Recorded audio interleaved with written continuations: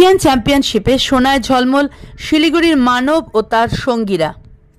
নেপালের কাঠমান্ডুতে আয়োজিত এশিয়ান পাওয়ার lifting championship master ওয়ানে সোনা জিতে দেশকে গর্বিত করলেন শিলিগুড়ি মানব সরকার।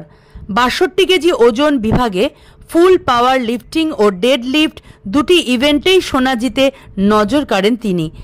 একই প্রতিযোগিতায় সাফল্য পেয়েছেন টিটু দাস ৫৮ কেজি বিভাগ, Gopal Das ১৪ KG bench press বিভাগ ও জগদীপ শর্মা সিনিয়র ৫৮ কেজি বিভাগ। সিনিয়র বিভাগে ৫৮ কেজিতে রূপো জিতেছেন গীতাঞ্জলি সাহা। এই সাফল্যের পর ৪ জন চ্যাম্পিয়নকে সংবর্ধনা জানালো দার্জিলিং জেলা ফিজিক্যাল কালচার অ্যাসোসিয়েশন। সভাপতি নান্টু পাল ও সম্পাদক সুশান্ত পণ্ডিত তাদের হাতে সম্মাননা তুলে দেন। ভবিষ্যতে আরও সাফল্যের আশায় শুভেচ্ছা জানিয়েছেন সংগঠনের সদস্যরা। শিলিগুড়ির এই জয় শুধু শহর নয়, গোটা উত্তরবঙ্গেরই মুখ উজ্জ্বল করল।